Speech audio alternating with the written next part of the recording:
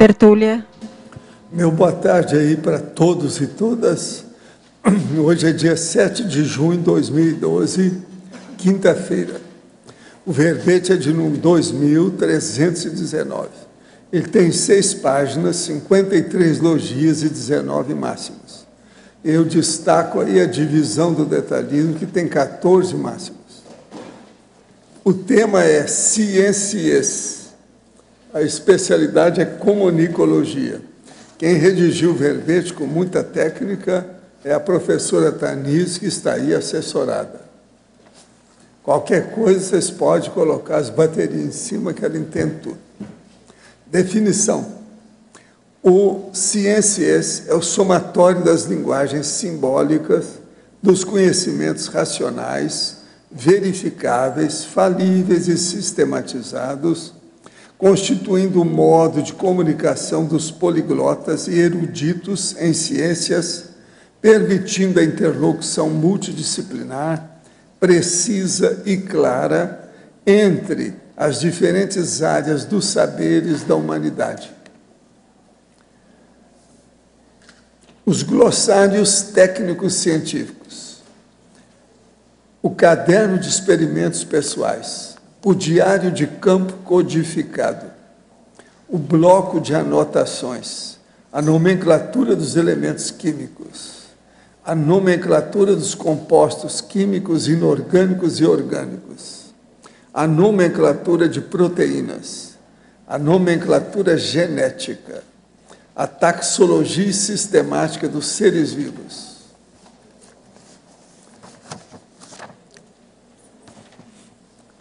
A autoalfabetização psicossomática e mental-somática, a multidimensionalização do saber, a autoeducação psicossomática, o uso do mental-soma no discernimento de cada veículo de manifestação, a vivência da telepatia intrafísica, as pesquisas do consciências. Na argumentologia, nós temos aí o tópico sobre intercâmbio, com 20 áreas científicas exemplificativas da aplicação do ciências. Também tem o tópico da categoriologia, onde nós temos três dimensões não excludentes, expostas e exemplificadas na ordem de sutileza dos veículos de manifestação da consciência. Na remissiologia dos 15 verbetes, nós destacamos 5. Bloco intelectivo, consciência miriaédrica, eletronótica, partilha do saber e troca intelectual. Frase enfática. O ciências utiliza diversos saberes multidisciplinares, promovendo o aumento de habilidades cognitivas complexas, mentais somáticas, instrumentos básicos para a tridotação consciencial. No inventário das aquisições pessoais, quais os conhecimentos científicos conquistados por você? Qual nível de desempenho demonstra na compreensão do ciências? A bibliografia tem uma fonte. Já a webgrafia tem 17 fontes. Agora, a mega-análise aí com João Paulo, são 20 itens. Interlocução, expressão, erudição, precisão e sistematização. Linguagem, cientifismo, intercâmbio, intelectualidade e tecnopensianidade. Multidisciplinaridade, transdisciplinaridade, comunicologia, definologia, lexicologia. Linguisticologia, polimaticologia, cogniciologia, orismologia e mental-somatologia. Agora, o verbete aí do dicionário hoje é autoconflitogramologia. O argumento é autopesquisístico-lógico. Agora, tem dados sobre os assuntos e ele tem 6 parágrafos. Agora, questionamento. Gostaria de saber se o senhor teve contato ou conheceu o médium e escritor Oswaldo Polidoro, fundador do divinismo. Poderia comentar? Eu conheci, teve uma porção de livro, ele era muito controvertido, Dentro do movimento espírita, alguns gostavam muito dele em São Paulo, mas fora de lá todo mundo combatia os livros dele, tá? Tenho pesquisado a LBV, Legião da Boa Vontade, e notei que a mesma é deveras controversa. E, não obstante a evidente obra de caridade, entre aspas, há indicativo de desvios de verbo e outras falcatruas noticiada pela mídia, e mesmo tendo sido objeto de uma CPI no início do ano 2000. Que o senhor pensa da LBV e de Paiva Neto? Há muito transviamento das coisas, não é do jeito que era o Alzírio Zarur, não. Eu conheci o Alzírio Zarur e trabalhei com eles lá no início. Depois eu deixei por causa disso, porque houve muito processo de desvio de verba. E, atualmente, quem está dirigindo lá com as coisas todas, já não pode pôr a mão na cumbuca, não. Não é confiável, não. Há desvio, sim. Agora, ó, a verbetógrafa. Em Sinergismologia, página 2, segunda linha. Poderia comentar o sinergismo, conhecimento científico, cosmovisão? Segunda linha. Bom, a cosmovisão começa com conhecimentos. Então, para nós termos cosmovisão, a gente tem que começar analisando a visão, os detalhes, né? Então, quanto mais maior, se a gente usa a técnica da busca do conhecimento em detalhes, aos poucos a nossa visão vai se ampliando, a princípio naquele conhecimento, aí depois para um próximo, e assim aos poucos a tendência é termos uma cosmovisão. Mas isso leva tempo, né? De buscas. Agora, aqui em Efeitologia, página 2, final da segunda linha. Poderia abordar o efeito do círculo vicioso do ensino dogmático de ciência? O ensino dogmático de ciência, ele começa inicia-se o ensino de ciência ensinando os conceitos e não as habilidades científicas. Então, o estudante ele fica meio distante da ciência, do que é o processo científico, porque a gente atualmente nosso ensino ele é mais baseado no ensino de conceitos do que da forma com que a ciência é construída. Então, poucos estudantes têm acesso ao ensino da ciência, do processo de construção do conhecimento. Recebem o conhecimento pronto. Em Trinomiologia, página 3, final da quinta linha. Poderia relatar o trinômio da tridotação consciencial, intelectualidade, paraperceptibilidade, comunicabilidade? Esse é um trinônimo da conscienciologia, né? A intelectualidade tem a ver com o aumento do conhecimento. Quanto mais conhecimento a gente tem, maior a nossa intelectualidade, mais a gente percebe, mais perceptibilidade se tem, e também a nossa comunicação com o extrafísico e o intrafísico. Parece que o cérebro ele tem todos os estímulos que chegam até a gente, nós barramos. Parece que mais de 99% são ignorados, porque eles não processa isso como relevante. Então, conforme a gente vai aumentando o nosso conhecimento, a intelectualidade, esses sinais que vão chegando até a gente, eles passam a fazer algum sentido. Então, a gente começa a se comunicar mais com as pessoas e com o ambiente. Gente, a Editares, a Livraria Epígrafe, me deu aqui para comunicar o seguinte. Professor, que tal completar sua consciencioteca? A Editares e Epígrafe estão oferecendo aos professores de conscienciologia a oportunidade de adquirir livros conscienciológicos com 20% de desconto. O período vai do dia 6 ao dia 11, hoje é dia 7. Então, ainda tem mais 4 dias. Aproveite. É lá na Livraria Epígrafe, é só ir lá e a pessoa vai ter desconto. 20%, gente. Vale a pena pensar nisso. Agora, ó, aqui é a primeira jornada internacional de conscienciometrologia. Isso é a conscienciometria, que é o caminho da harmonização intraconsciencial. Vai ser no mês que vem, de 6 a 8 de julho, lá no Discernimento. Quem é que vai participar? Porque tem uma série de professores aqui. Para vocês terem uma ideia, são 23 professores ao todo. Então, vamos preparar isso aí. 23 não, 22 professores ao todo. É muita gente. Ó. Para vocês terem uma ideia, ó, é muita coisa. Vale a pena vocês estudarem isso aí e já marcar desde já. Professor, se alguém quiser ver os dados, estão aqui. Professora aqui, Alzira. Aqui, ó.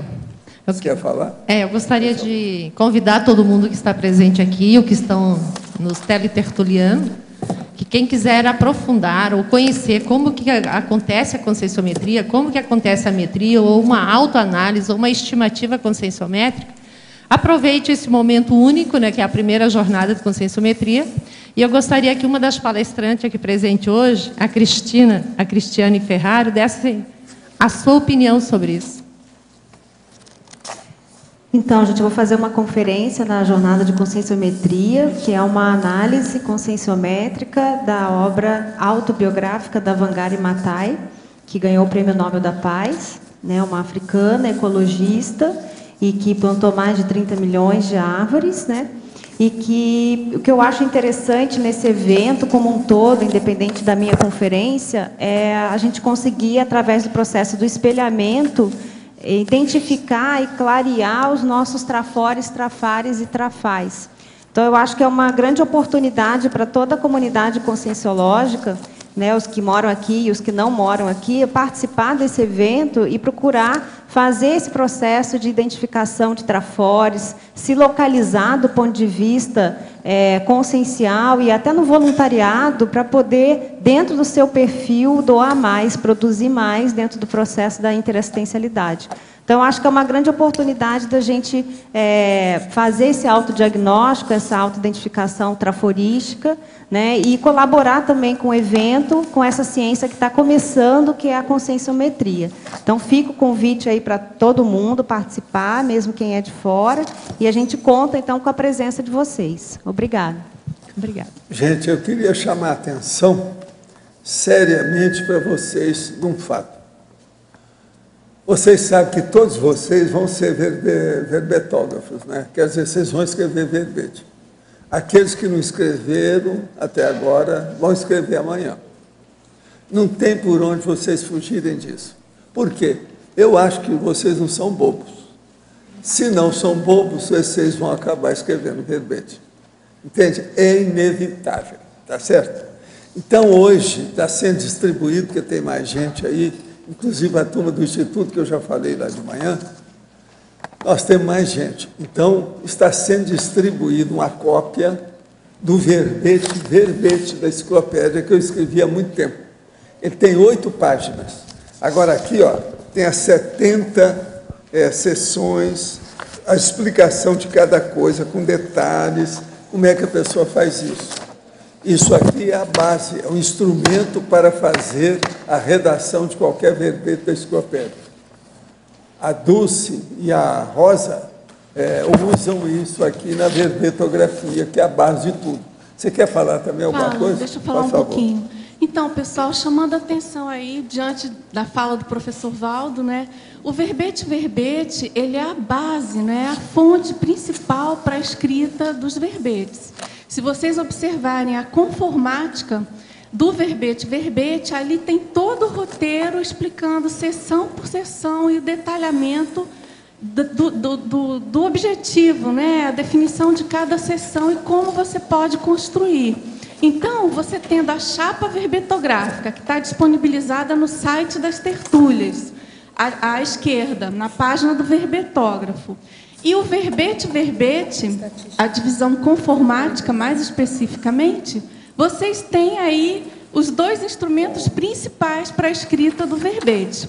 Agora, eu queria chamar a atenção, a professora Rosa ainda não chegou, que para quem tiver interesse, não é? Quem tiver um pouco mais de dificuldade ou quiser aprofundar o detalhismo da verbetografia, que a gente sabe que a verbetografia é alguma coisa muito complexa do ponto de vista da técnica, né? Exige um confort muito específico e muito aprimorado. Então, para isso, foi desenvolvido o curso, o programa Verbetografia, que a professora Rosa vai explicar para vocês aqui rapidamente, ela está chegando.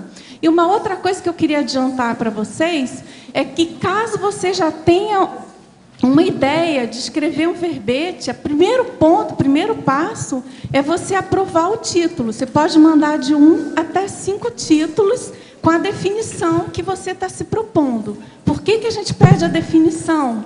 Porque é preciso comparar com os outros verbetes existentes para se verificar se tem alguma coisa semelhante, porque às vezes o título é diferente e a ideia é a mesma, tá certo? Então, vocês mandem os títulos com as definições, de 1 a 5 no máximo, para o e-mail verbetes@caec.org. Isso aí, então, vai ser analisado pela nossa equipe, né, ver se tem semelhança, se tem algum problema, e depois, então, o próprio professor Valdo é quem faz a aprovação de aceitação do título para constar da Enciclopédia da Conscienciologia. Tá certo?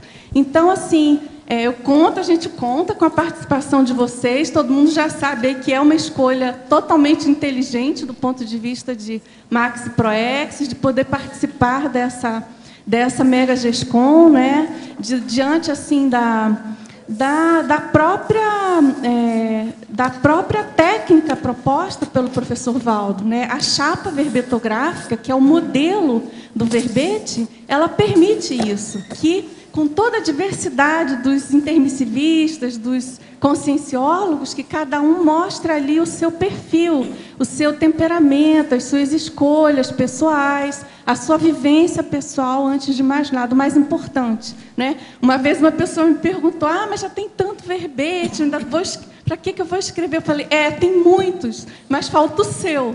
Então, é isso.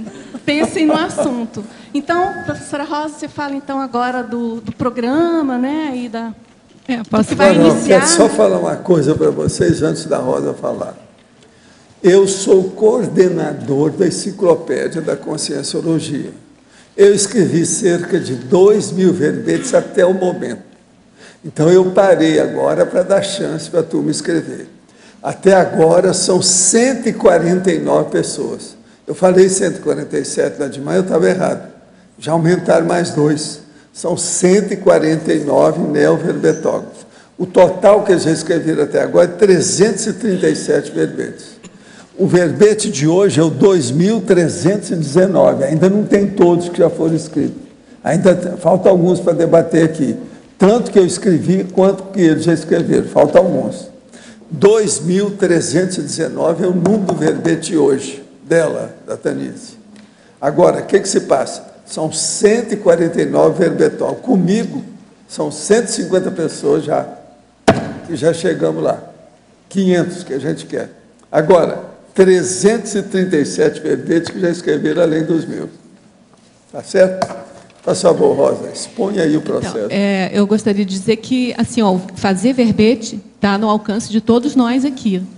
Algumas pessoas vêm falando, vocês estão aí, tem mais condições de fazer. Não, eu acho que todos nós aqui, que estamos na Conscienciologia... E atualmente está tudo mastigado. Temos condições de fazer. Tudo defendido. Quem teve trabalho com isso fui eu. Vou fazer. Agora... Quem está chegando agora tem trabalho para mim. Agora, de fato, a verbetografia ela é recheada de técnicas específicas, de um confort bem específico, bem detalhado. Então, para aquelas pessoas que estão assim um pouco mais menos afeitas assim à linguagem da Conscienciologia, a gente tem o programa Verbetografia que ajuda, que auxilia, que cria um holopensene favorável que a gente entre na onda aí da verbetografia e a coisa sai muito mais fácil, pelo menos é o que a gente percebe. Ontem mesmo eu e a Cristiane a gente teve uma dinâmica num programa que tá ocorrendo. E a gente percebe que aquela dificuldade, que parecia uma dificuldade grande, aquilo sai diluído assim, no compartilhar assim, de todos que estão presentes ali. Então, a gente tem um programa Verbetografia que tem ajudado bastante as pessoas. A gente já tem, assim, tido, no meu ponto de vista, sucesso, porque muitas e muitas pessoas, mais de 30 pessoas do programa EAD que eu estou falando, já defenderam verbetes aqui. O que significa o programa EAD? É aquele programa à distância, que você, aonde estiver na sua cidade, você consegue entrar nesse holopensene da verbetografia e elaborar o seu verbete com assim um auxílio, com um atalho feito por nós aqui que estamos mais próximos da verbetografia. Então, a gente convida todos vocês que se quiserem mesmo fazer o verbete com a nossa participação. Vai ter o programa agora, que vai se iniciar, vai ser em agosto, a terceira quinta-feira de agosto. Acho que por volta de 25 de agosto, por aí. E aí a gente convida todos vocês. Né? Aproveita esse movimento aqui, tem muita gente aqui que já fez o programa de verbetografia, procurem tirar, saber como é que funcionou o programa para ele. Pode começar a ver hoje, ó.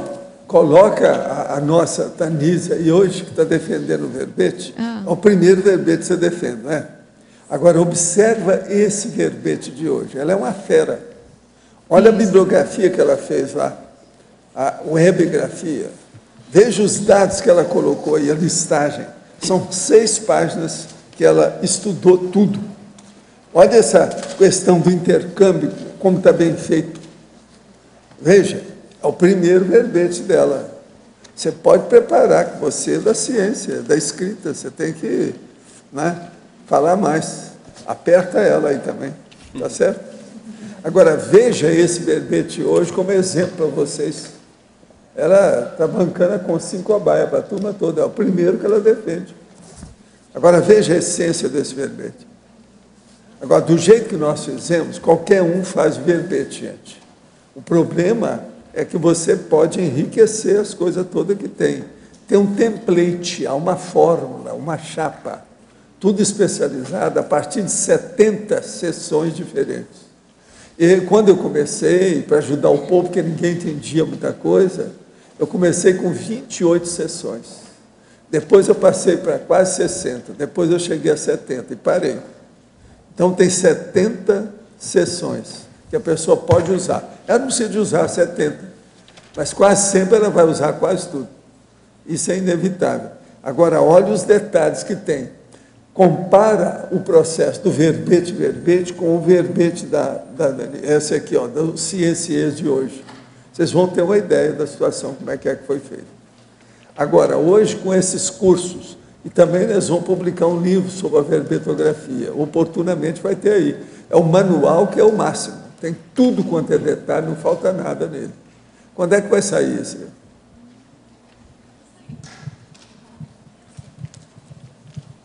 A gente já está no finalmente, já. A gente já está diagramando no final já. Eu então penso que daqui a um mês, então, no máximo. Então assim, tá. 20 dias. Quer dizer que não é esse ano. Não, daqui a uns 20 dias no máximo. Então tá, viu, gente? Ó, seria bom vocês verem esse livro quando sair. Agora, ó, eu entrego, viu, Arlindo, a minha cientista aí para você. A Tamires, né? A Tamires na fátulo... É Tamires? Tanise, desculpa. Na primeira página, a fatologia, a 4ª linha de baixo para cima, na página 1, né? É o índice Gini. Bom, é um índice, esse nome é um nome italiano e ele serve para... Só um pouquinho aqui. São índices, né, para avaliar o desenvolvimento dos países, que é um índice que vai de 0 a 1.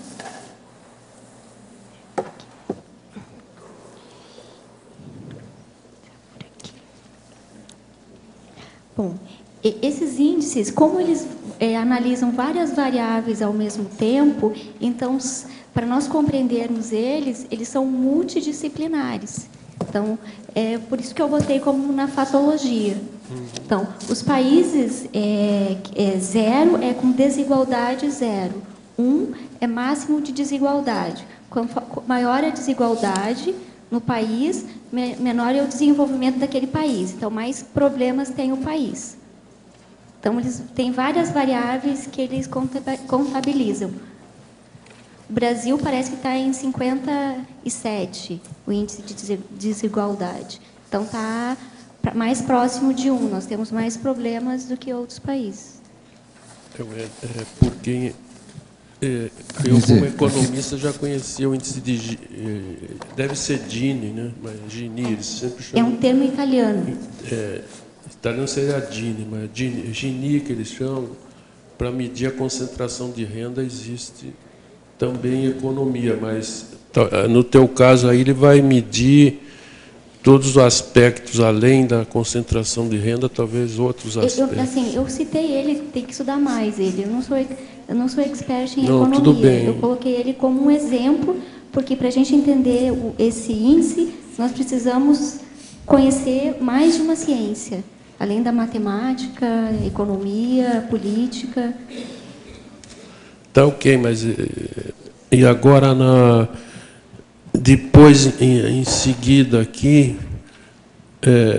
esse logo acima do índice o Project da American Association for Advancement of Science. Podia dar uma expandida no projeto 2061. 2061. É um projeto dos Estados Unidos que foi proposto pela elite científica, porque naquele país estava havendo uma grande tendência do ensino do criacionismo nas escolas. E eles estavam preocupados com a repercussão disso nas futuras gerações. Então, os cientistas resolveram se juntar e fazer uma listagem de conhecimentos básicos que deveriam ser ensinados às crianças. Então, eles criaram esse projeto para o ensino de ciências. Tá ok, obrigado. Gostaria que analisasse a relação entre artista e cientista. Sinto que estou no exato momento da inversão, artista-cientista. O que essas duas profissões têm em pontos positivos e negativos em comum? Assim, na hora de apresentar os dados, as habilidades artísticas, elas são importantes. Na hora de preparar um gráfico, da questão visual, sabe? De preparar uma tabela. Mas, assim, só aí. O designer não é bom para fazer busto. Né? Lá fora tem uma série de bustos feita por artista, escultor. Isso. Bob. A questão artística também pode ser a criatividade na hora de criar hipóteses, né, científicas.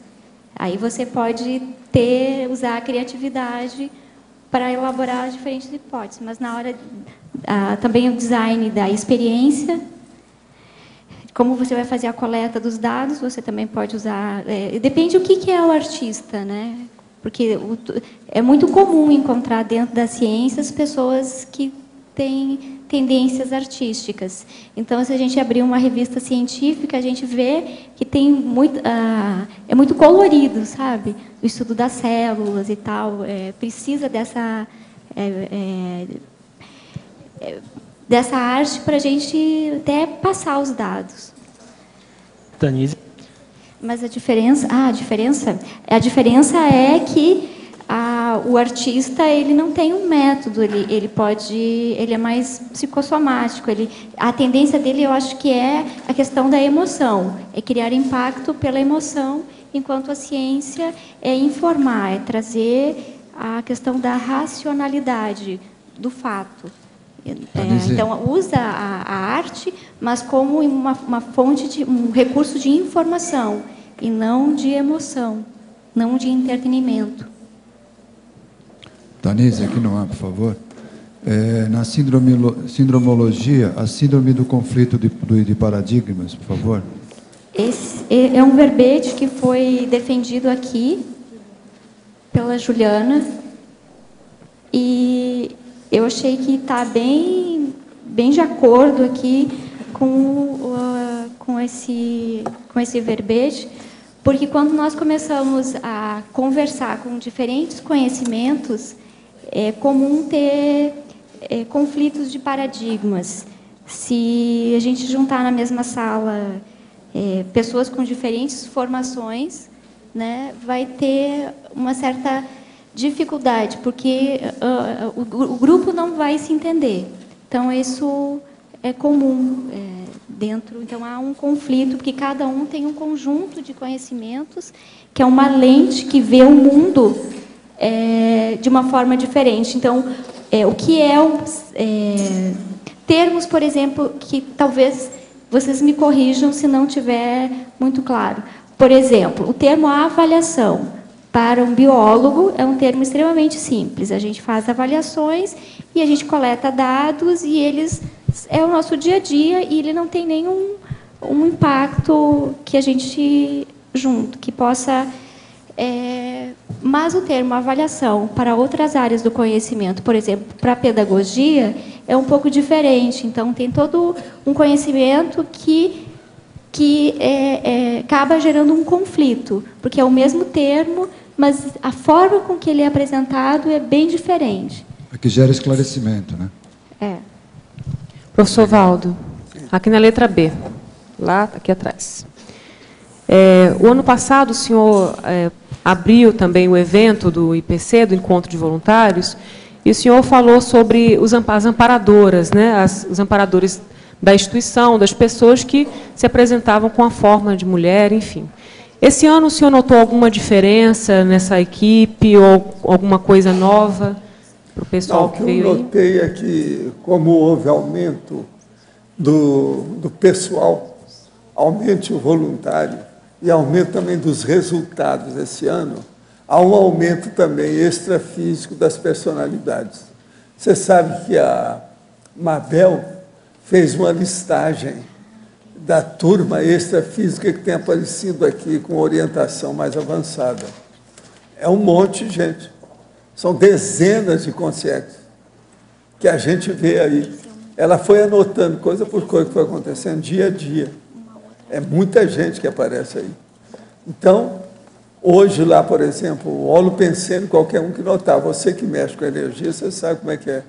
Olha o ambiente que está lá. Outra coisa, eu não fiquei sabendo quantas pessoas tinha ali, mas tinha mais de 200, não tinha não? Mais ou menos isso, né? Quantas pessoas tem aqui agora? Como é que está aí? Cadê hein?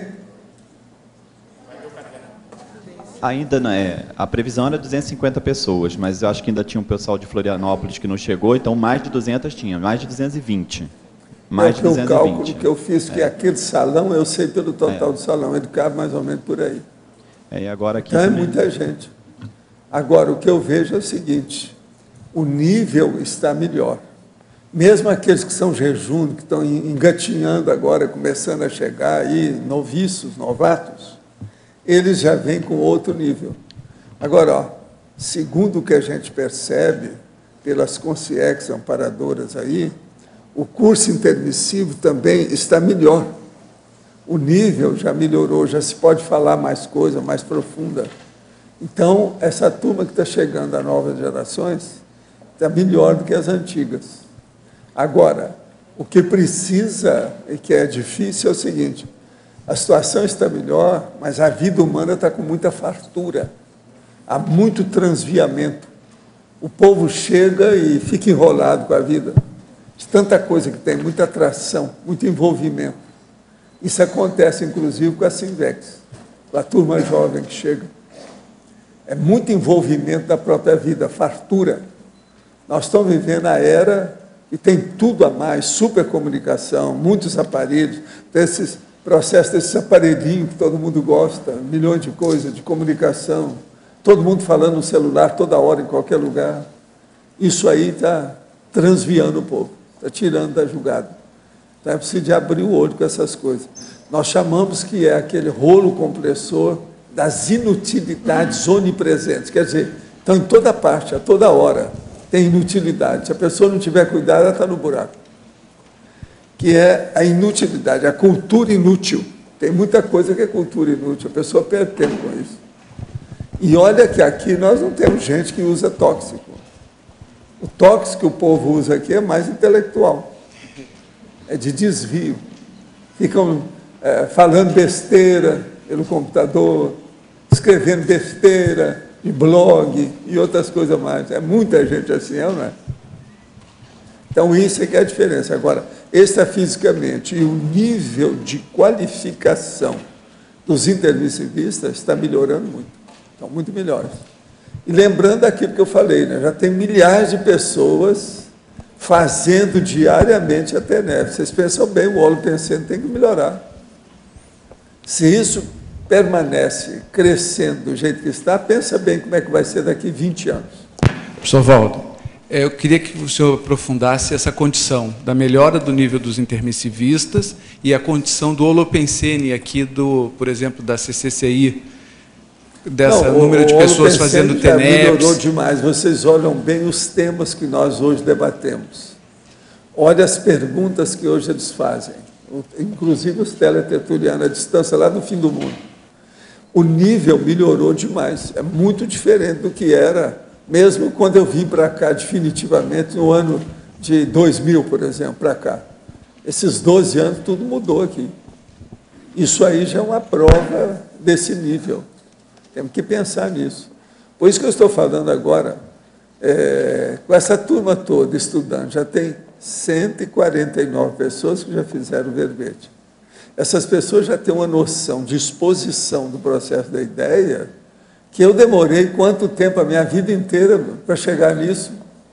Elas já chegam tudo, está tudo mastigado, só falta deglutir. A coisa já está tudo aí armada. Então, isso aí melhora o processo da pessoa se comunicar, melhora do ponto de vista da escrita, da grafia, e melhora também do ponto de vista da fala. Que a pessoa melhorando o manuscrito, ela melhora o verbo. Isso é assim. Melhorando o verbo, ela também vai acabar melhorando e aperfeiçoando a escrita. De modo que o problema nosso é levar todo mundo para o mental soma, que é o corpo, o paracorpo do discernimento. Com isso, a pessoa vai expandir o processo do paracérebro, ela vai ter mais discernimento, vai saber escolher as coisas, vai aplicar maior priorização evolutiva e cosmoética na vida. Então, o holopensene, nossa tendência é melhorar tudo. Agora, observa só, nós já estamos só aqui com as 20 Cs funcionando a toda força. E já tem várias que estão aí para chegar. Para onde nós vamos com isso? Então, temos que olhar. Outra coisa, olha o tanto aí também de condomínio, com esse povo tudo se organizando e melhorando. O social, por exemplo, que hoje eu faço aqui, em Foz, é muito diferente dos antigos. Você está entendendo? Todo mundo tem que fazer o social. A conviviologia ela é inevitável. Mas o nível, por exemplo, que nós temos hoje aqui, melhorou demais. O nível, inclusive, social da situação. Então, vamos pensar nisso, como é que nós ficamos. Agora, gente, é muita gente que já está com casa aqui. Vocês, por exemplo, tem uma opção de gente de fora aí hoje. Eu queria falar uma coisa. Não precisa da pessoa vir para cá, não é isso. Mas, por exemplo, uma boa coisa era comprar algum terreno e fazer uma casa aqui. Que assim você tem tudo disponível, na hora que você precisa, você vem aqui, traz um amigo, passa um fim de semana. Tem um monte de gente fazendo isso aí. Outra coisa, comprar terreno nesses condomínios é um doce de coco, maior investimento. Melhor do que colocar o dinheiro na Caixa Econômica. Pensa bem, é investimento. E outra coisa, ainda tem terrenos aí bem bons. Vale a pena pensar nisso. Terreno pequeno, terreno grande, tem todo jeito.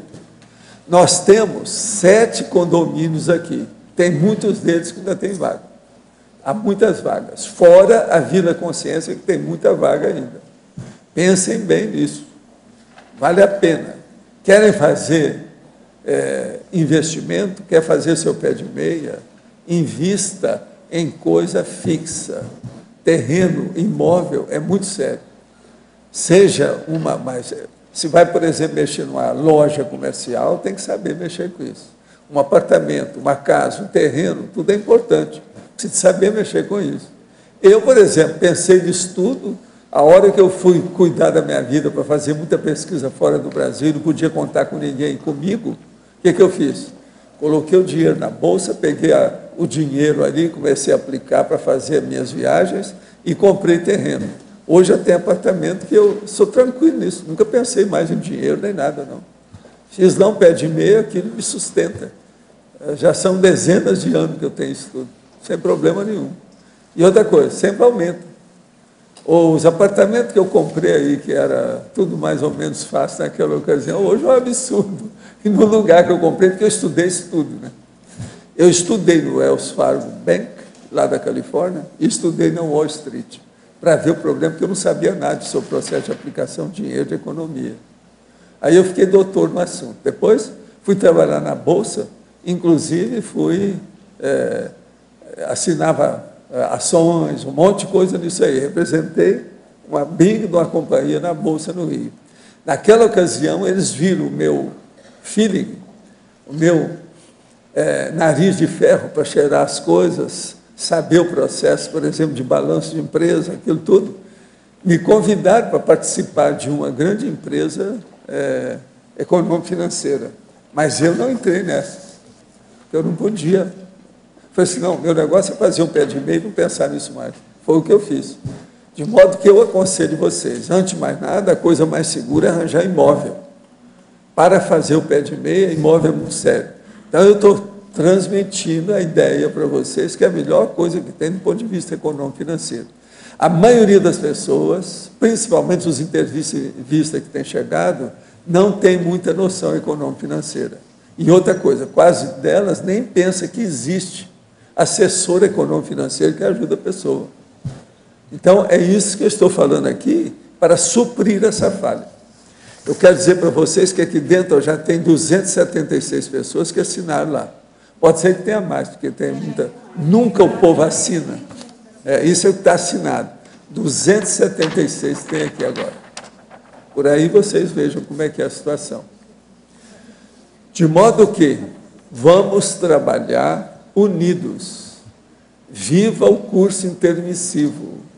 O que nós fazemos com a Conscienciologia é a materialização nessa dimensão respiratória, onde a gente respira, do curso intermissivo. Nós somos representantes dele aqui. Então, pensem bem nisso.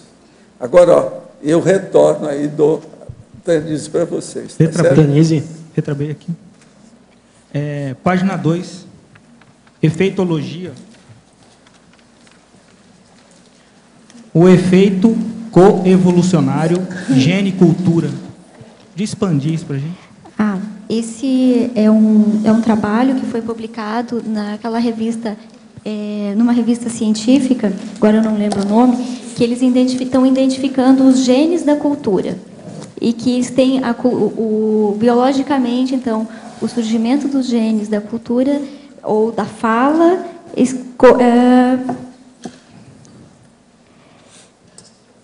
então, vamos supor, para o desenvolvimento de uma cultura lá nos primatas, teve que surgir antes um gene que possibilitou as sinapses para a fala, para a aquisição da fala.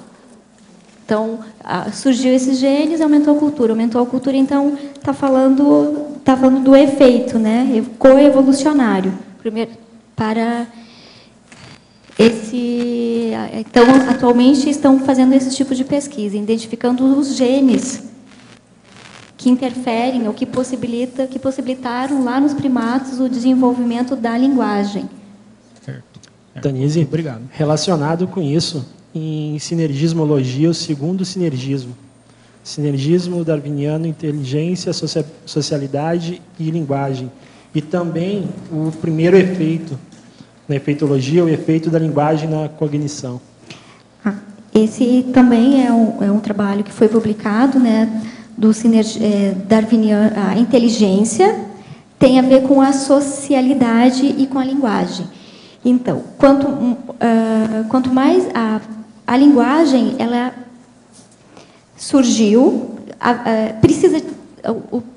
precisa haver comunicação, um meio de comunicação que se dá através da linguagem, e isso, então, aumenta a coesão social daquele grupo de organismos. Nós estamos falando aqui em termos darwinianos, então, dentro da biologia.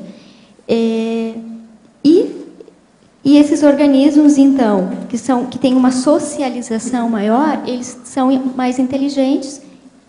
Então, tem uma correlação. Aumenta a inteligência, aumenta a socialização e a questão da linguagem fica mais apurada. E como é que esse desenvolvimento da linguagem interfere aí e aumenta essa cognição? Tu tem algum trabalho mais recente sobre isso? Tem. Eles verificaram o seguinte, que o processo de comunicação, ele aumenta a cognição, o processo de aprendizagem, de cognição, porque não precisa aprender de novo, não precisa inventar a roda de novo. Então, algo que alguém descobriu ao acaso, ela pode ser passada para as futuras gerações através da linguagem. Então, aquela descoberta, aquele ganho, ele é rapidamente passado para outros membros da comunidade. Então, aumenta o efeito, então, positivo aqui da linguagem na cognição. Eu gostaria que você me explicasse um pouquinho mais qual foi a correlação que você fez com os ciências e as ecologias cognitivas aqui na fatologia, na última linha.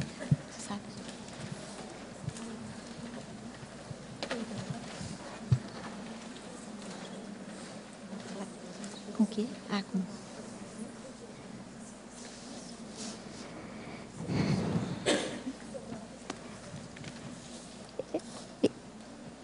Assim, porque o que eu percebi é que diferentes, me corrijam se eu não estiver correta, tá? É o seguinte, o que eu percebi é que diferentes áreas do conhecimento têm tipo ecologias cognitivas. Cada grupo fala um idioma. Por exemplo, se a gente pegar a área da medicina, eles vão falar uma linguagem que eles se entendem entre eles. Tem uma ecologia, um grupo que é funcional ali, né? Se a gente pegar um outro grupo, que é dos engenheiros, eles também vão estar se comunicando, mas então existem ambientes, né, para aquele conhecimento. E em relação ao consciências, é a troca desses ambientes. Então, se um engenheiro consegue conversar, trocar informações de uma maneira clara, precisa, com os médicos, a gente vai ampliar a nossa área de conhecimento e a gente vai desenvolver tecnologias e diagnósticos mais precisos. É mais ou menos nessa linha. Assim, para ser sincera, eu achei legal.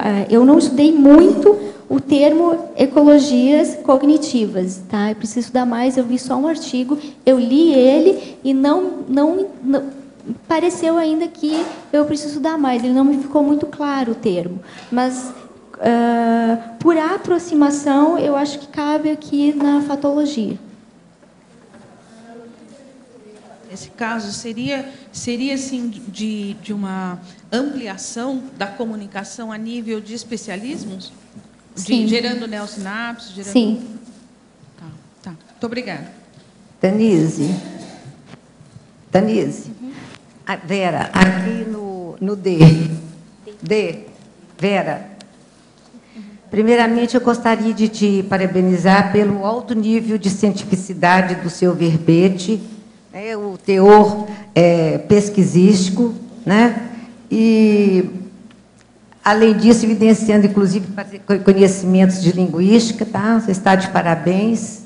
E eu gostaria que você fizesse o favor de explanar um pouquinho para mim, no detalhismo, aí na sinergismologia, o sinergismo, terminologia científica, linguagem... Desculpa, o sinergismo, terminologia científica, linguagem, científica, literacia científica. Tá, é assim. Sinergismologia. Termologia. É na quarta linha. Isso. De baixo para cima. O uso correto, né, conhecer a terminologia, os termos científicos, é imprescindível. Nós temos que conhecê-los. Certo. Porque eles compactam, né, eles são formas de compactar conhecimentos. Cada termo científico, se a gente parar e analisar eles, tem um procedimento, ele é uma forma de compactação de alguma informação, ou de uma... Bom, aí o próximo é a linguagem. Então, a questão de comunicar. Como é que eu vou comunicar esses termos científicos?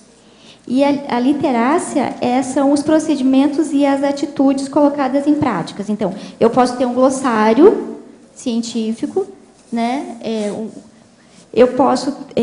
a questão é como eu comunico essas informações e como eu uso as atitudes e os procedimentos. A literácia é a questão da pessoa ter... Vamos ver... A interacia. Literacia, porque está assim. Tá, aqui, eu vou ver esse aqui. Só um pouquinho, já vou achar aqui.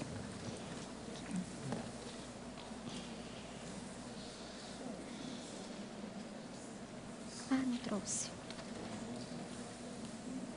Não trouxe. Bom, isso. Literácia, né? A literácia é a habilidade que a pessoa tem de... Estava estudando isso hoje de manhã. Afinal, literácia ou literacia? Porque aqui está assim. É a pessoa letrada, que ela não tem dificuldades de... Ela pega e escreve o texto de própria mão, sabe? Da ciência, né? Então, conhece os termos científicos, lê um texto científico ou compreende... E, além disso, consegue, então, expor aqueles fatos para um público, ou escrever um outro texto. É a questão da habilidade de fluir o conhecimento, mas dentro daquele conjunto técnicos, né, de informações. Ok, obrigada. Tanise, aqui. Queria que você detalhasse, por favor, em enumerologia, a linguagem científica dirigida ao público infantil. Sim, é que a gente, para os textos científicos para o público infantil, eles precisam ser escritos com um certo cuidado. Não dá para infantilizar ou trocar os termos científicos corretos, mas, por outro lado, também não dá para sobrecarregar demais. Então, se exige mais atenção na hora de escrever esses textos. E ele tem que ser de uma forma que seja atrativo, que a criança compreenda, que instigue ela a investigar mais sobre o assunto, mas que não também a distância. Se usa muito, se os textos são os termos são muito rebuscados, a criança não entende. Então acaba não sendo atrativo para ela o texto. Entendi. Você acha assim que a partir de qual idade pode-se introduzir esse tipo de leitura, dada aí as adaptações devidas, né, para a faixa etária e tudo mais, mas a partir de que idade pode ser começado a trabalhar esses conceitos? Eu acho que depende da criança. Qual é a pergunta que a criança faz? É uma coisa que eu acho, eu ainda não tive a oportunidade de experimentar, então é uma hipótese, eu parto da seguinte hipótese, que a gente tem que anotar as perguntas que as crianças fazem e ver qual é a demanda delas, o que elas querem investigar. Então, os professores eles têm uma grande preocupação, qual é o conhecimento que eu tenho que passar? A pergunta é, o que eles estão querendo aprender? Vai ser diferente para cada... O que eles trazem? Eles fazem as perguntas, anotam, informações a gente tem, eles têm acesso a todas as informações, mas dessas informações que estão disponíveis, quais informações as crianças conseguem assimilar, elaborar e trazer por escrito ou verbalmente para a sala de aula ou para um outro ambiente que elas tenham a oportunidade de expressar-se. Entendi. Aí seria uma preparação para a introdução dessas leituras. É isso ou não? Mesmo a partir dessas perguntas já se inseririam leituras ou seria uma preparação para essas leituras mais técnicas? Assim, porque a partir da pergunta a criança vai querer buscar as respostas e ela vai começar a ler textos, né? E aí os textos que dizem alguma coisa em relação à pergunta que ela fez, fazem sentido, ela vai fazer anotações. Os textos que não, por enquanto ela não tem maturidade de compreender, eu acho que naturalmente ela vai descartar. Então eu acho que seria uma oportunidade dela elaborar o seu próprio texto, a sua própria explicação. Seria, então, nós estaríamos mais preocupados em desenvolver atitudes científicas na criança, de explicações, do que na definição em si. no que ela vai trazer como conceito. Eu acho que seria por aí. Tá certo, obrigada. Só complementar um pouquinho, porque eu tenho uma experiência nesse sentido, porque não é só na transmissão do conhecimento escrito, mas também no conhecimento educativo, oral. Eu precisei, a uma certa altura da minha vida, dar uma palestra para um grupo de crianças da FEBEM, lá de Porto Alegre. A FEBEM é uma instituição de crianças de rua, né, que é um abrigo de menores. Eles tinham entre 6 e 12 anos de idade e eu fui dar uma palestra sobre micologia. Por que eu fiz isso? Porque havia um surto de micoses entre eles. Então, a instituição pediu que a gente fosse lá e desse, de alguma maneira, mais uma informação educacional para eles. E, por incrível que pareça, eles adoraram. Não só eles gostaram, como eles, porque a gente levava daí muita figura, muita imagem, né? Isso chama muita atenção. Aí entra essa questão toda da didática, que ela falou. Tá? E aí, assim, qual foi minha surpresa, que a reação deles, que eles começaram a identificar um no outro as lesões que eu mostrava na tela. Então, assim, existe, sim, eu acho que aí é um exemplo prático da aplicação do Ciências no sentido educacional também, não só no fato de introduzir a ciência para a criança, mas no sentido educacional, né, de corretivo até. Eu gostaria, Tanísia, aqui no C, por favor, eu gostaria de dar um depoimento a partir desse questionamento. Então, a introdução, seja do vocábulo mais específico para as crianças, inclusive a criança da pré-escola ou das fases iniciais, é muito importante o professor não tratar a criança dentro daquilo que ele, professor, imagina não estar ao alcance da classe. Então, se o professor deixar de lado a maternagem própria da maioria deles, dos professores das fases iniciais, é importante tratar a criança como um ser em fase de conhecimento. Então, na medida em que o professor estiver alfabetizando, já ir introduzindo os vocábulos para iniciar ou para a gente quebrar aquela velha história de que ensinar a criança de acordo com aquilo que ele, professor, ainda não amadureceu. Então, essa etapa é muito importante. Por quê? Porque vai dar encaminhamento a conhecimentos, inclusive na questão da técnica, né? À medida em que se trabalha isso, a gente está favorecendo o conhecimento.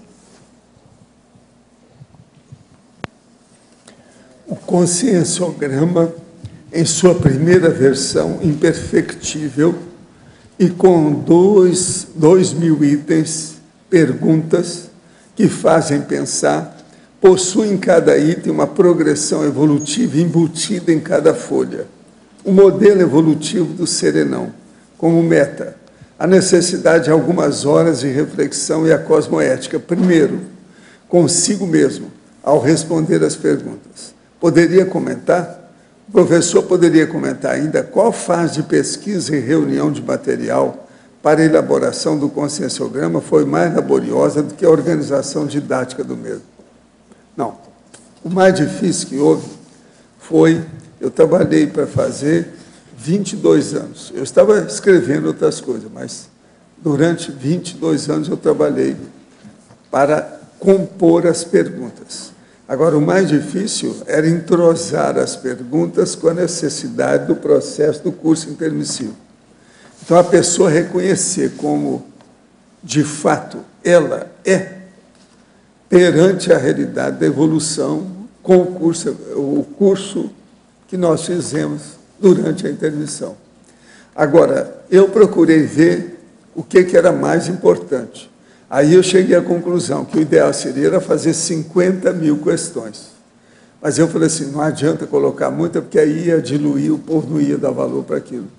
Então, o que eu fiz? Compactei 2.000 perguntas e fiz as 100 folhas que tem lá, com 20 itens cada uma. São 100 folhas de avaliação. Agora, ali, a pessoa tem uma boa ideia inicial para fazer uma avaliação do seu programa evolutivo. Isso ajuda a pessoa a entender a ficha evolutiva pessoal.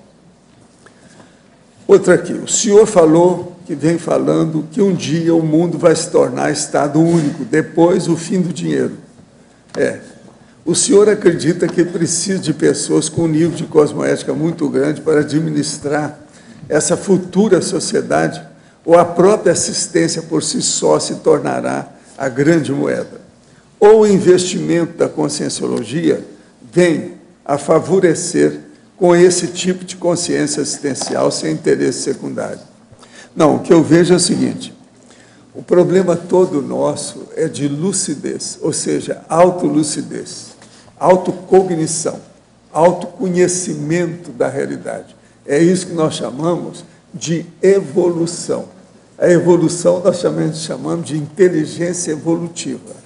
Então, quando chegar um nível que maior número de pessoas vão entender como é que a pessoa evolui, o processo de fazer o Estado Mundial não vai ficar tão difícil. Ele vai ficar menos difícil, vai ficar mais fácil. Agora, por quê? Porque o processo todo é a gente entender como evoluímos. Como é que é esse mecanismo? Então, por exemplo, eu já estou aqui já com a turma que a gente faz aí as mini tertúlias, que a turma já está num nível mais avançado de entendimento, inclusive dos princípios do curso intermissivo que a gente estudou. Então, veja bem, numa condição dessa, essa turma já está entendendo, por exemplo, o que é a transafetividade. Isso é muito sério. Já estão entendendo, por exemplo, o que é autoabsolutismologia no momento evolutivo.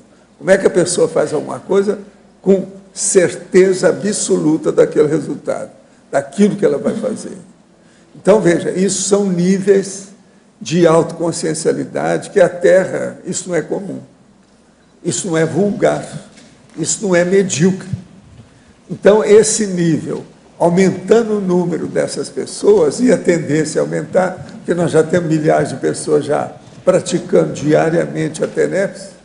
Quem pratica a TENEPS diariamente, o que acontece? A pessoa está em contato permanente com o processo extrafísico, sem nenhum problema místico nem religião. Ela faz tudo através de técnica. Ela tem contato com o amparador de função da TENEPS. Ela, então, com o passar do tempo, ela vai desenvolvendo, porque a TENEPS desenvolve o parapsiquismo, a parapercepciologia do tenepsista. Então, essa tendência nossa, tudo vai ser diferente daqui para frente, não tem jeito. Agora, é lógico que é aquilo que eu estava falando. As consréus estão chegando aí. Está sendo feita a reurbanização da Terra. Então, muitos daqueles lugares sombrios, tenebrosos, extrafísicos, estão sendo descartados, estão sendo desativados. Algumas dessas personalidades, quer dizer, algumas, quer dizer, uma boa parte, vêm para cá, vão renascer. Por isso que a gente encontra, que eu estava falando aí de manhã, quem viu essa semana aí, quem viu ontem, por exemplo, os processos na televisão, dessa senhora que matou o marido. Aquilo ali é que é consréu, ela está viva. Ela está sendo acusada de ter matado o marido, por ciúme. A mulher tem 39 anos, o marido ela tinha 42. Era um ricaço milionário, cheio de dinheiro, que preparava processo de comida no estado de São Paulo. Agora, ela ficou com ciúme porque colocou um detetive atrás do marido e descobriu que ele tinha um amante. Agora, com isso, então, ela é advogada, estudou enfermagem, conhece tudo sobre cirurgia e processo de fisiologia humana, essas coisas todas. E outra coisa, ela estudou junto com o marido, porque o marido, ele era um oplotecário. O que é isso? Oplotecário é aquele camarada que tem coleção de armas e munições. Esse cara tinha isso. E ela, então, trabalhou com ele para atirar, para melhorar o tiro. Então, ela é uma grande atiradora. E outra coisa, o marido tinha em casa uma coleção enorme de armas. Ela pegou uma dessas garruchas do homem, deu um tiro na cabeça dele e depois deixou o corpo durante... Olha, eu estou falando aqui como eles estão explicando o negócio tudo aí. Deixou o corpo escondido no apartamento, que é um triplex em São Paulo, durante 10 horas, para que viesse com o processo da causa-morte. Você sabe que, com o passar do tempo, o sangue coagula e não sai mais, depois de 10 horas. Porque ele fica rígido, dá rigidez cadavérica. Ela sabia de tudo isso. Então, ela deixou 10 horas. Depois, ela foi preparar, depois que o marido estava morto com uma bala na cabeça. Foi preparar, então, o corpo dele para cortar, esquartejar o homem. Tudo.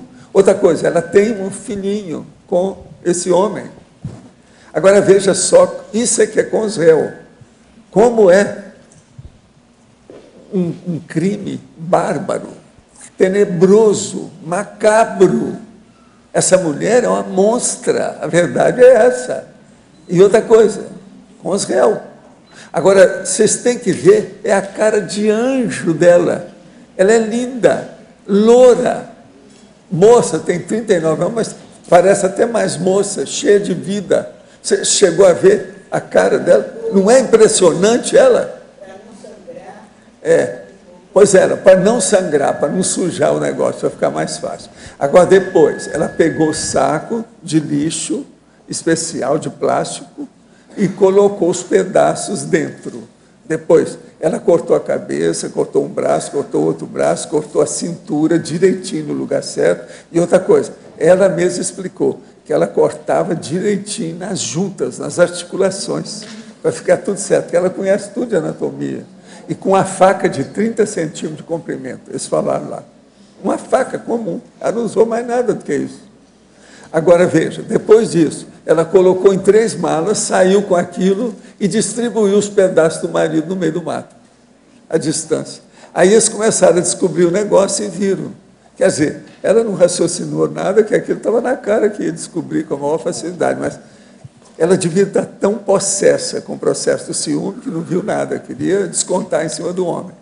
Ela era casada com um homem fazia 3 anos. O homem parece que gostava de ter outras namoradas assim, porque descobriu no computador que ele conversava com processo de sexo com outras mulheres. Então, a mulher deve ter descoberto isso tudo porque ela colocou um detetive atrás para saber. Agora, gente, veja bem como é que não é esse detetive. Esse detetive não tem consciência, não? Ele fez a mulher matar o marido.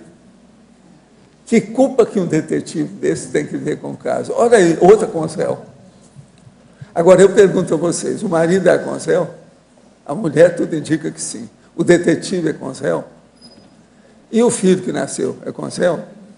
Como é que nós ficamos com isso? Vocês estão entendendo a vida moderna, como é que está? Agora, ó, eu aconselho vocês a ver bem esse processo de criminologia, que essas coisas não vão aumentar ainda na Terra. E nós precisamos saber disso através do processo da cosmoética, como é que essas coisas ficam.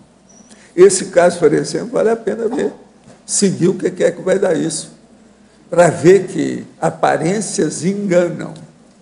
Vocês vão ver aquela moça que aparece, uma deusa, uma santa, uma cara de santa que ela tem, muito sério.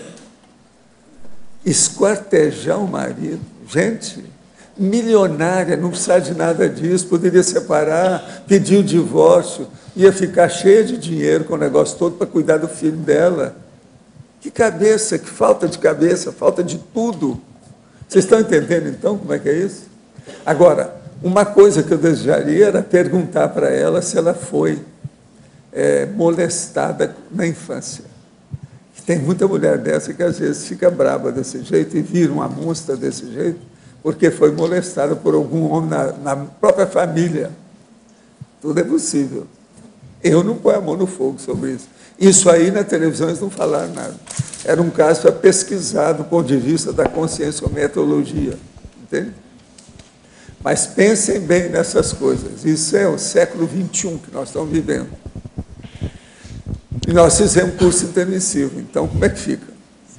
Vamos olhar os tipos de CONSREL que tem aparecido aí. Lembre-se, como eu estava falando hoje de manhã, uma família que tem 17 componentes, quase sempre tem uma CONSREL, pelo menos. Tamise, página 2, tecnologia. Explica o que é essa técnica do bloco tridisciplinar, na segunda linha. Sim, é um verbete, que o verbete ele apresenta que estudar, então, três áreas do conhecimento simultaneamente. Danise, estou aqui atrás de você, ó. Você atrás aqui o CIENCIES, que utiliza diversos saberes multidisciplinares, promovendo o aumento das habilidades cognitivas, né, para promover aí a tridotação.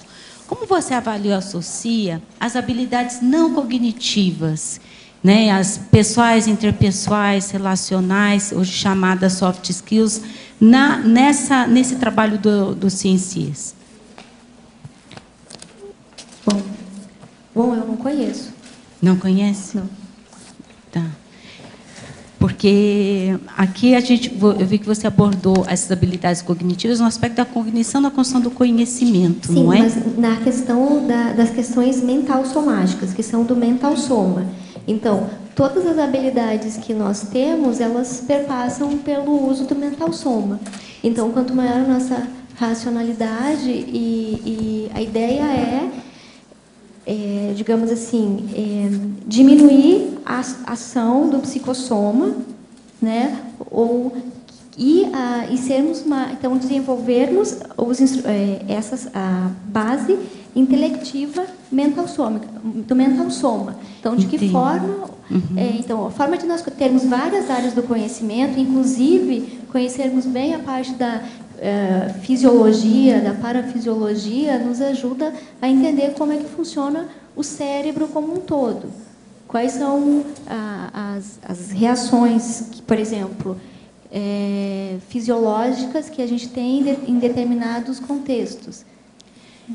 Entendi. É que no contexto assim do conhecimento, quando você trabalha, principalmente se traz outros pontos interessantes, fazendo as associações com a cognição, cooperação, comunicação, né, os sinergismos, eu observo assim importante considerar o desenvolvimento das outras habilidades que não, aí que está, né, que tem hoje, realmente existe até um paradoxo, algumas questões sobre o que é habilidade cognitiva e não cognitiva. Isso, vamos por assim, me corrijo se eu não estiver correta.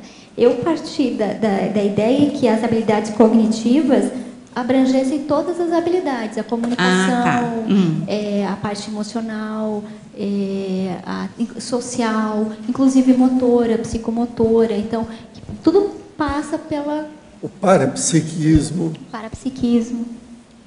Então, quando você utiliza aqui o termo cognição, aqui habilidade cognitiva, você está assumindo nessa habilidade cognitiva todos os contextos, com parapsiquismo, mas também as habilidades que dizem respeito. Por exemplo, eu tenho que desenvolver habilidades para eu conseguir me relacionar melhor ou não com determinada pessoa, as suas habilidades pessoais para você, por exemplo, buscar desenvolver a sua criatividade, pensamento lógico, nesse contexto. Só um pouquinho. Essas habilidades cognitivas complexas, mental-somáticas, a ideia é que a gente não usa todas as nossas habilidades cognitivas complexas, a gente nem as conhece ainda, porque a gente vive atualmente muito pelo psicossoma.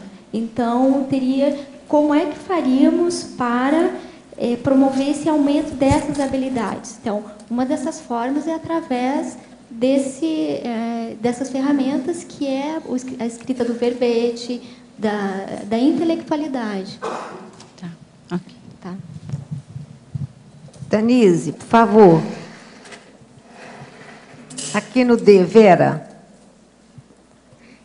já que você estava falando em psicossoma, você poderia, por favor, explanar um pouquinho aí, o CIENCIES psicossomático, a interpretação dos signos a partir das emoções desencadeadas pela associação com informações prévias da memória. Sim. São isso aqui. Bom, eu me baseei nisso em relação a algumas pesquisas que estão sendo feitas agora, em relação... tem um exemplo aqui que é neuromarketing, né? Então, as empresas de marketing, e quanto mais se estuda o cérebro e a fisiologia humana, mais se explora as fraquezas desse mecanismo para fazer com que a gente consuma, compre coisas, pensando que as decisões são nossas. Então, tem alguns trabalhos sendo publicados que neurociência está sendo usada para manipular consumidores. Tem outras áreas do conhecimento. O cheiro de limpeza torna as pessoas mais justas e generosas. E campo magnético no cérebro muda julgamento moral. Então, nós temos uma série... Então, isso é a questão. Como é que nós teríamos... É um ciênciês em relação... a gente conhece as informações... Como a comunicação nesse nível. Então, a informação chega, mas ela é baseada, então, em as informações prévias da memória. A Coca-Cola, por exemplo, usa muito isso, né? Esse tipo de marketing, é um exemplo. Mas agora, então, Tanise, nós vamos fazer um parênteses aí, tá certo? Pessoal, boa tarde. Nós somos muitos hoje, eu pediria que todos desligassem os celulares. Tem bastante celular que estava tocando aqui, tá? E também durante a megafonização, para não teclarem os computadores, e papel de bala, chocolate, barulhinhos, entendeu? Porque atrapalha o trabalho, tá ok? Obrigada.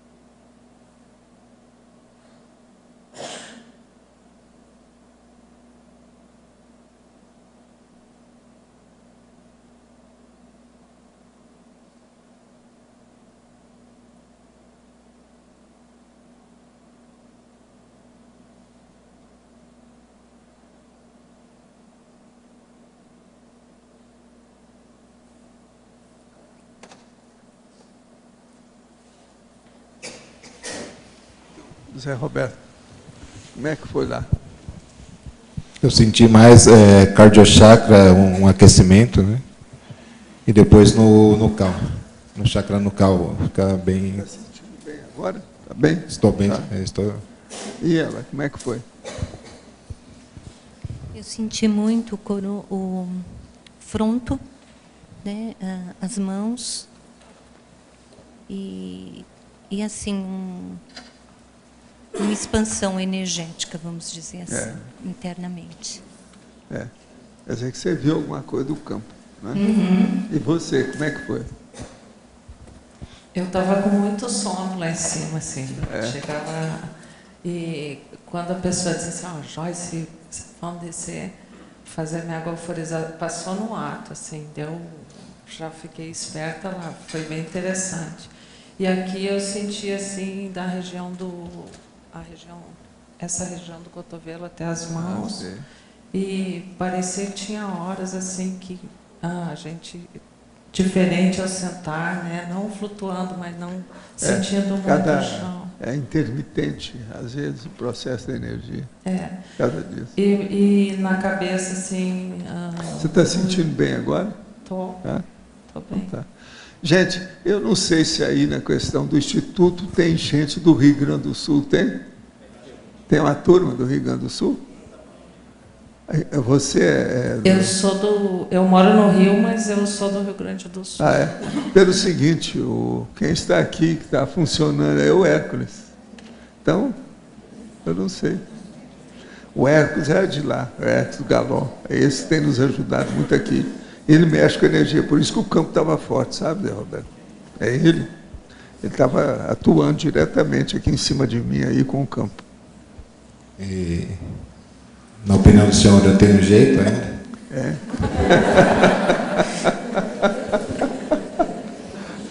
Pois é. Qualquer coisa a gente chama vocês doar energia. Vocês estão bem. Multe as graças. Valeu.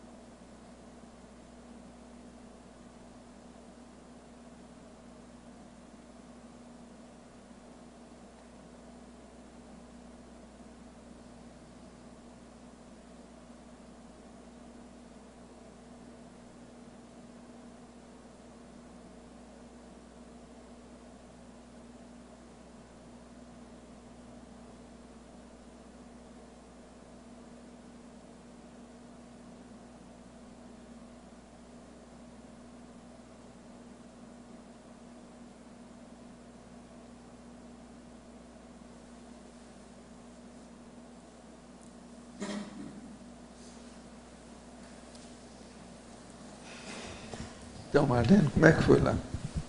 Como é que você sentiu? Primeiramente, senti o no carro bastante, depois o laringo e o cardio. E bastante expansão energética. Está sentindo bem agora? Sim. Tá bom. E você, como é que foi lá? No início pegou muito cardio, a expansão da energia estava muito boa e foi acalmando. E uma coisa diferente, movimentos involuntários nas pernas, como se eu não tivesse eu movimentando as minhas energias, mas como se ela viesse automaticamente e mexia as pernas. Então foi bem intenso. Tá sentindo bem agora? Sim. E você, como é que foi, Priscila? Então, no começo eu estava com bastante taquicardia, assim, tava meio, eu não estava quase nem conseguindo perceber as energias, tanta taquicardia. Mas depois foi acalmando bastante, assim, mudou totalmente, e daí eu comecei a perceber mesmo a expansão das energias em todo o meu energossoma, né? E uma ativação bem maior, assim, nos chakras da cabeça, principalmente no coronochakra. Foi bem agradável, assim, bem interessante. Agora aqui, ó, com o problema do Hércules, tem mais gente e a temperatura está mais baixa. São, aqui, 3 fatores a favor, por isso o campo está tão forte. O campo está forte, deixar a gente ia ficando aqui até amanhã. Entende? Está muito forte com vocês. Entende? Agora, para mim, essas coisas influem. Aqui tem mais de 300 pessoas. O tertuliário está quase cheio de tudo. Ó. Tem poucas. Conta quantas cadeiras vazias tem aí, para a gente ter uma noção. Por exclusão, a gente sabe quantas pessoas tem. Já saiu alguns, então tem que preencher. Né? Mas, olha, vamos em frente com as energias. Vocês estão bem, estão participando. Positivo.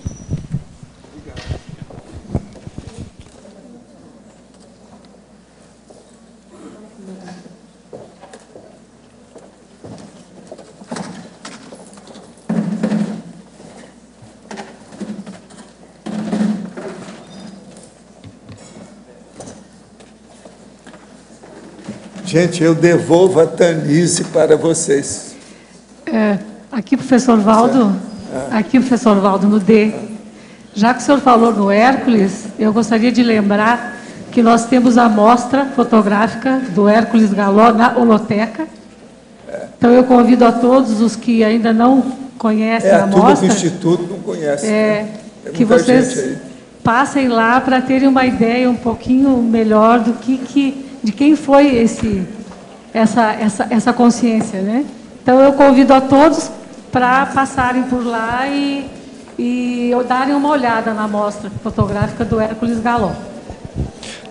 O horário é o horário da holoteca. Nós temos agora um horário novo, que é à noite também. Então, vocês, todos os dias, tá? Agora, com o horário à noite, quem está no encontro, né, poderá, assim que terminar o encontro, passar lá na holoteca e olharem, né, prestigiarem a mostra do Hércules Galó. Bom, agora, eu queria perguntar para a Tânia, lá em cima, se você não vai falar sobre a ciência. O problema é ciência e o nome dela é Tanise. Tem relação com você, não tem, não? Tânia, Tanise, ciência, ciências, como é que é? Ô, Tânia, você precisa de falar alguma coisa. Ela não falou nada, né? Até agora não.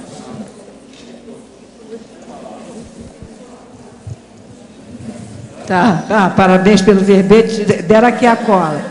Eu acabei de chegar, eu sou retardatária hoje. Você é retardatária. E também eu estou sem o verbete. Eu pois cheguei o nome agora. Dela é Tanise. Você conhece bem a Tanise? Eu conheço. Fora de série. A gente fez parte do colégio da paragenética. Ah, é? Também, então eu a conheço. Mas eu nem tenho verbete e eu sou retardatária, então... Você sabe que eu chamo que ela é a nave capitânia, né, a Tânia? Nave capitânia. Letra C aqui. Tânia, aqui na letra B. Posso fazer? Me deram uma cola aqui. Na primeira... Posso? Eu acho que alguém começou a falar. Muito obrigada. Não sei quem é, mas muito obrigada. Na primeira página, na última linha, na fatologia, você já falou das ecologias cognitivas. Fala um pouco disso. Já falou? Já. Retardatária é assim, né? Desculpa. Então, depois eu converso com você. Letra C. Letra C. Página... Oi. Aqui na página 5, na categoriologia, você pode expor, no caso que você trouxe na holossomatologia, o aspecto somático, psicossomático e mental somático. Por que você não incluiu o energossomático também? Olha, porque eu pesquisei pouco sobre o assunto. Então, assim, a questão das energias e tal, eu preciso aprender a pesquisar mais sobre isso. Então, nesse aspecto, eu estou começando agora. Entendi. Então, realmente, eu posso incluir aqui, mas eu não saberia o que exemplificar por enquanto, porque eu não vivenciei, então eu não conheço. Claro. E outra questão também... Vivenciei, só um pouquinho. Ou se vivenciei, não tenho elaborado as sinapses, os termos, sabe, para colocar em texto. Mas é uma possibilidade, né, de ampliação também. Sim. Nessa sessão. E essa vez seu verbete está bem rico, assim, muitas referências bibliográficas. Você pode falar sobre, na legislogia, você fala da lei do maior esforço intelectual. Como é que foi para você na escrita do verbete, essa questão de chegar no detalhismo aí que você abordou? Assim, eu posso falar em geral da lei do maior esforço intelectual, dentro da minha área, dentro de como eu tenho seguido a minha vida. Eu, por exemplo, eu sempre optei pela fazer as coisas que me causavam o maior esforço possível, intelectual. Então, qual é a área mais difícil da biologia? Qual é a área, digamos assim, do conhecimento que apresenta atualmente o maior desafio? Então, nesse sentido, então, que eu procuro me dispor, então, ao maior esforço intelectual. Para mim estar aqui, eu precisei superar vários gargalos, porque eu era uma ex-tímida, não, eu ainda sou um pouco, então falar para uma plateia tão grande.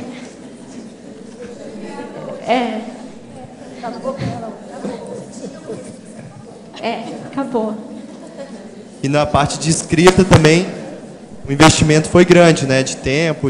Como é que você pode trazer um pouco desse exemplo aí para mais pessoas também, no caso da escrita de verbetes? O verbete, assim, eu usei todas as tertúlias que eu vinha assistindo, eu sempre anotava o que podia vir para o verbete. Eu ia preparando aulas e aí anotava as referências bibliográficas que poderiam vir para o verbete. Então, eu fazia ele paralelamente com as minhas atividades rotineiras.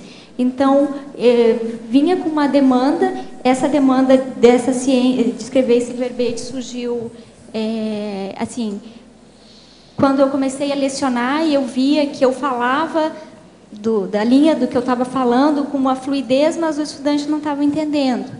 E eu vi, então, que eu dominava uma linguagem, mas era como um idioma. E eu tive o privilégio de ser criada numa família que falava polonês. A sociedade, a comunidade onde eu vivia, a professora, os colegas falavam italiano e o ensino era português. Então, existia várias... eu vi que poliglotismo. Oi? Poliglotismo. Mas eu não sou poliglota. Depois eu comecei a estudar para ser poliglota. Mas eu vi que... Tanise, aqui na letra B, na página 1, megapensenologia, a última frase aqui, paradoxos evitam preconceitos. Você poderia aprofundar um pouco mais na megapensenologia? Isso, porque o que são paradoxos tem a ver com paradigmas, né? Quando a gente tem algum paradigma, é um conjunto de ideias, o pressuposto sobre algum conhecimento ou sobre uma definição de alguma área. Então, quando dois paradigmas ou diferentes ou três se intercalam, vai haver uma área que vai ficar sem explicação, vai ficar com ruído ali. Então, eu acho que esse paradoxo ele é muito útil porque faz as pessoas pararem e ampliarem o seu conhecimento. É como se fosse ver o problema de outro lado, ver de outra forma. Eu estou vendo você, é como se fosse trocar de lugar, né? Então, você amplia conhecimento sobre aquele contexto. Obrigado. Denise, você poderia voltar ali na legislogia? O colega perguntou sobre a lei do maior esforço intelectual, mas em seguida você coloca aqui a lei do maior esforço evolutivo em grupo. Será que você poderia explicar essa lei aqui para a gente? Digamos assim, interessante, que assim, eu acho que assim, a gente não consegue viver sozinhos, né? Precisa o tempo todo de trocas. Então, talvez eu tenha algumas vivências que eu devo ter passado algum tempo meio isolada, então eu estou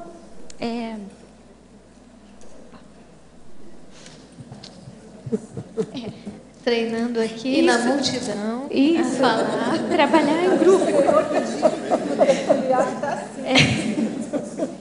Então, em seguida tem a da responsabilidade pelas consequências da aplicação do conhecimento científico, né? Isso com certeza é uma coisa que você vivenciou bastante, né, trabalhando com pesquisa em genética. Sim. E que é uma área que tem bastante problemas em bioética. Então, se você puder dar alguns exemplos para as pessoas entenderem um pouquinho melhor qual que é o efeito disso. Olha, né? Eu acho que um exemplo, né, interessante foi o que o professor Valdo trouxe.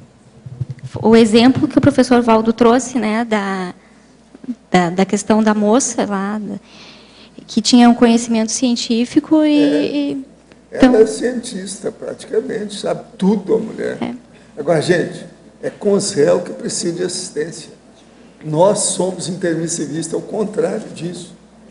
A gente está aqui para ajudar esse povo. Então, nós temos que entender essa turma.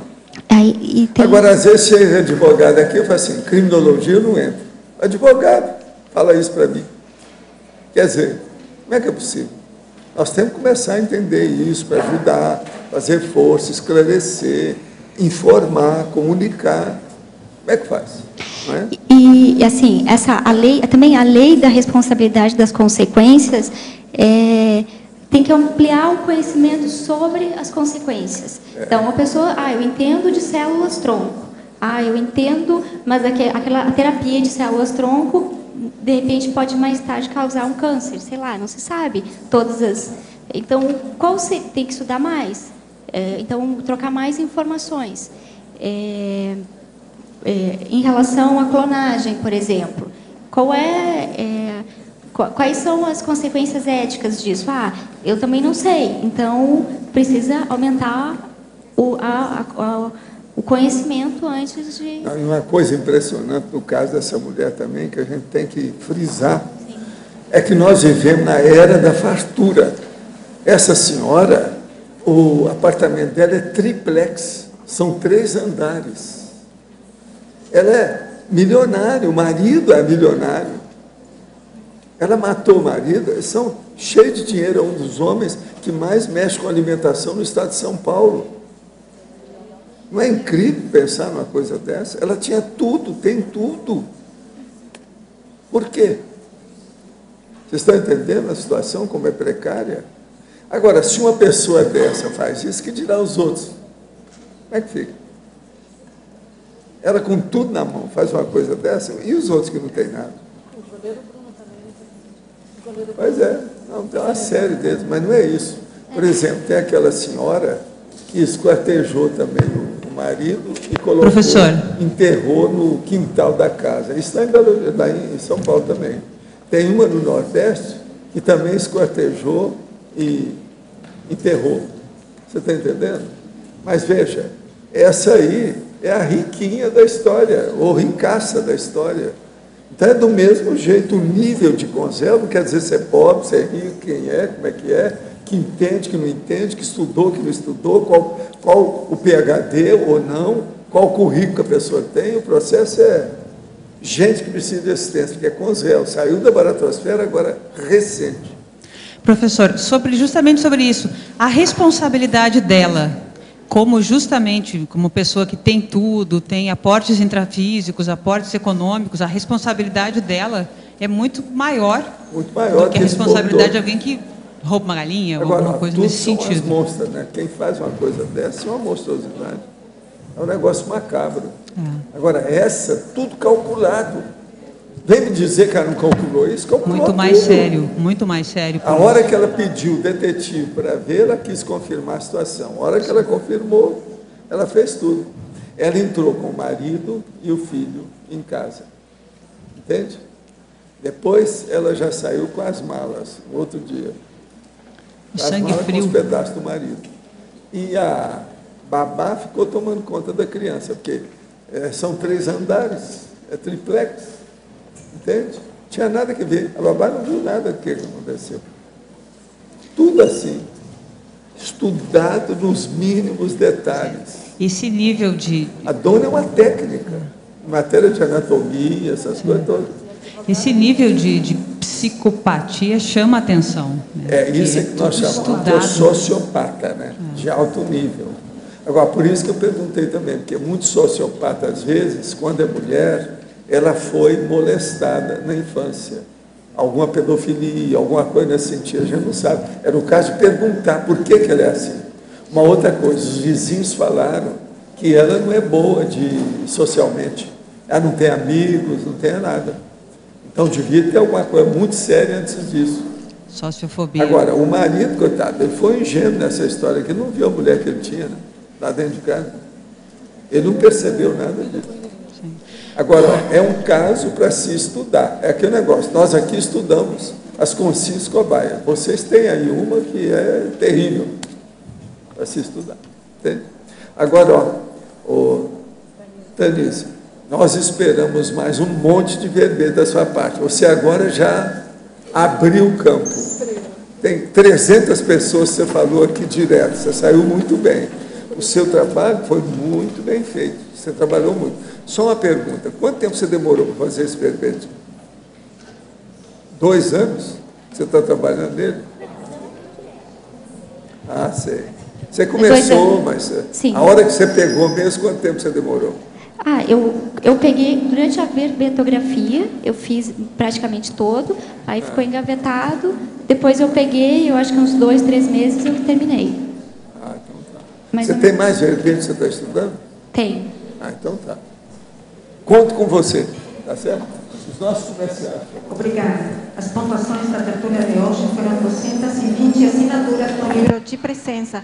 Estamos solicitando para quem não assinou o livro, possa assinar, porque ajuda a nossa estatística. E hoje teve 22 perguntas presenciais e 8 perguntas respondidas online. Hoje temos 4 recados. Antônio Pitaguari, Revista Consciência. Lane, curso AMI, BH. Lídia, Energizador Lúcido e curso Cosmoética. Tatiana, Acoplamentário. E antes, Eliana vai falar sobre os amigos da enciclopédia. Boa tarde. O programa Amigos da Enciclopédia dá as boas-vindas a todos os voluntários do IPC. São muitos presentes aí no 4º Encontro Internacional de Voluntários da instituição. Sejam muito bem-vindos. Nós estaremos hoje lá com vocês às 19h30 falando sobre o programa Amigos da Enciclopédia. E neste domingo teremos o nosso sorteio mensal. E os prêmios são imperdíveis para aqueles amigos que estão com a sua associação em dia.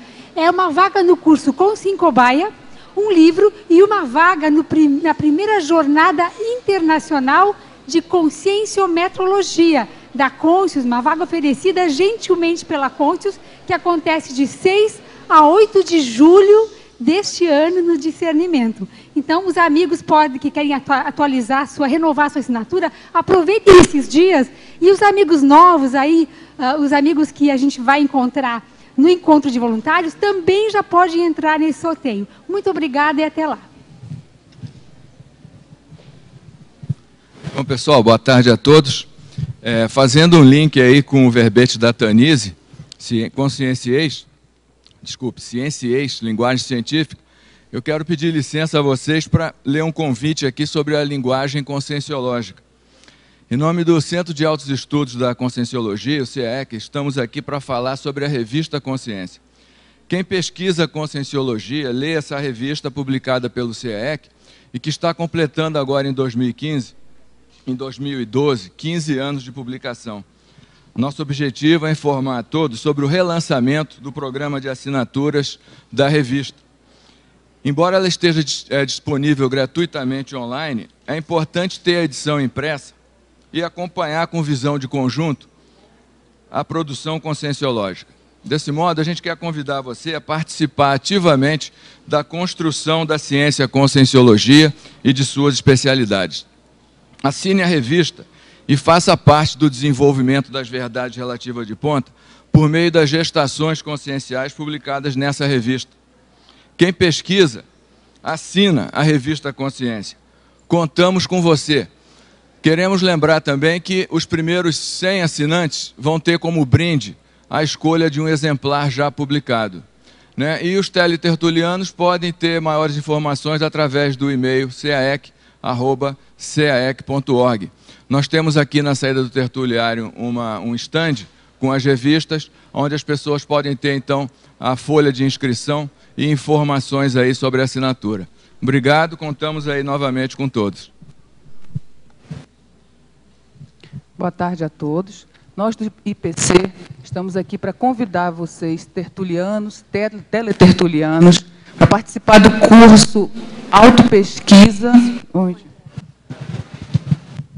Autopesquisa Multidimensional Interassistencial, AMI. Esse curso ocorrerá em Belo Horizonte, no período de 20 a 22 de julho, e é para os alunos para as pessoas que têm interesse no autoconhecimento e entender melhor as questões das suas bioenergias. É um curso de imersão, onde, na parte da manhã, o aluno terá a oportunidade de experimentar um atendimento individual com o EPICOM, né, e depois obter o feedback sobre suas energias, sobre o seu estado vibracional. E na parte da tarde, ela é eminentemente prática. Você poderá aproveitar para participar de diversas dinâmicas bioenergéticas. Então, é um curso que você vai trabalhar energia praticamente o dia inteiro. Então, o professor EPICOM desse curso é Frederico Gunner. Para maiores informações, você pode ligar no 31 3222 0056 em Belo Horizonte. Eu vou repetir. 31 3222 0056. Obrigada. Boa tarde. Gostaria de convidar a todos para os cursos Energizador Lúcido e Cosmoética, com os professores Wagner Alegretti e Nancy Trivelato. Eles estarão no Brasil neste período e nos dias 7 e 8 em São Paulo, onde teremos a oportunidade de acessar as informações desses novos cursos. Esses cursos são novos, um deles foi dado apenas uma única vez em Porto Alegre.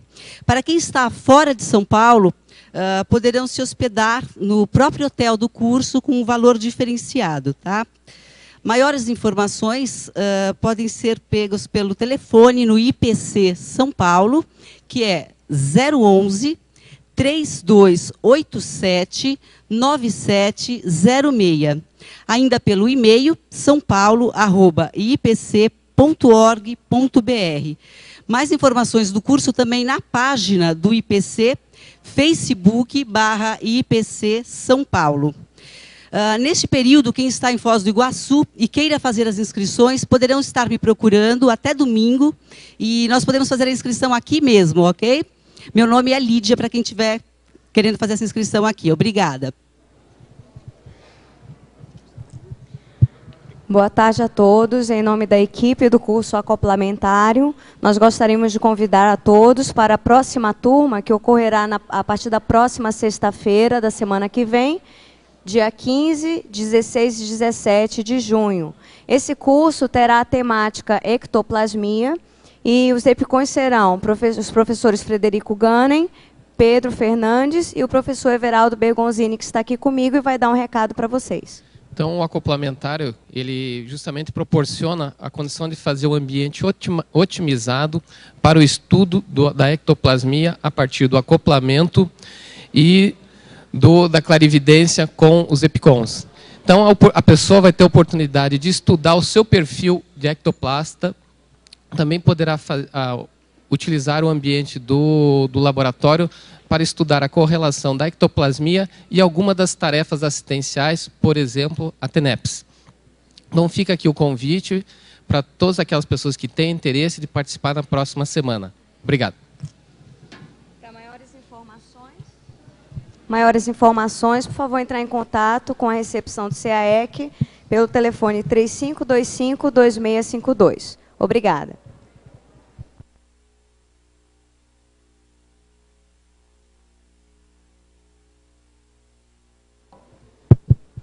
O verbete da manhã é livre-arbítrio, especialidade para direitologia, autora, professora Luimara Schmidt. Obrigada e boa tarde a todos.